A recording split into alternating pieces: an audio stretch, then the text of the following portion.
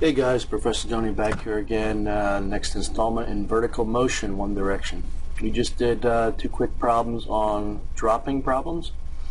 Now what we're going to do is do a throwdown problem, which is a little different than a drop problem in that we're going to give this object, say it's my hand, we're going to give it a little bit of oomph, a little extra nudge or throwdown, so its initial velocity in this case does not equal 0, and that's what's key to solving these kind of problems. Now it makes them a little more difficult than a drop, because a drop is easy because initial velocity is 0, but a throwdown certainly doable. So same equations, let's put them here.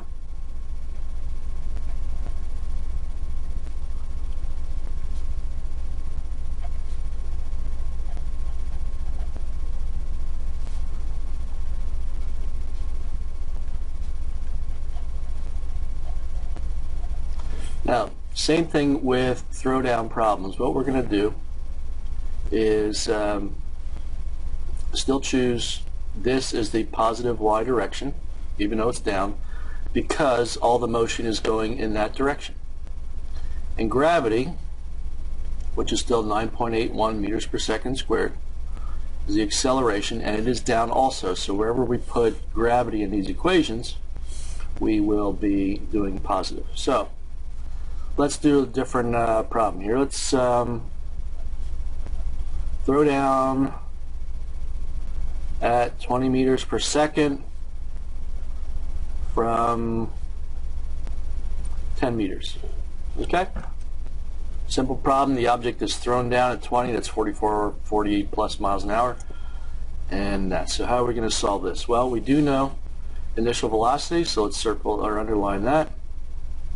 We do know the distance by which it's falling. We know gravity. I know 2. I know half. I know gravity. Don't know time. Don't know final velocity. Okay? So if we look at these problems here, again, if we're not sure which equation to start with, if we look at this first one, I have two unknowns, time and final velocity. The second one, I only have one unknown. That's the final velocity squared. And the third one, I have one unknown, which is just the time. It shows up twice. It's there. So I can use either of these first two equations to get started. Let's say if we're asking to find impact velocity, which would be how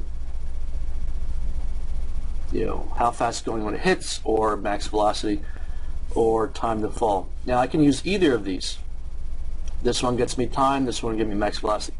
The only reason I'm not going to go to this first equation is because it's what's known as a quadratic. There's a t squared in there and a t and then some other value. We'd have to use a quadratic equation because it's a squared, there's two values.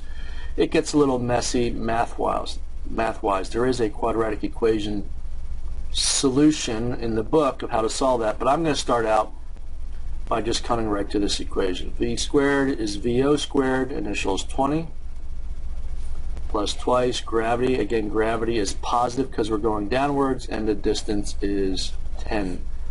That comes out to be V squared equals 400, plus twice 10, replace that as 20 is, I think it's 196. So V is going to be a square root of 596, which I'm not sure exactly what happens, but we can get that answer in your calculator. Then we're going to go back to equation number 1 and solve for time.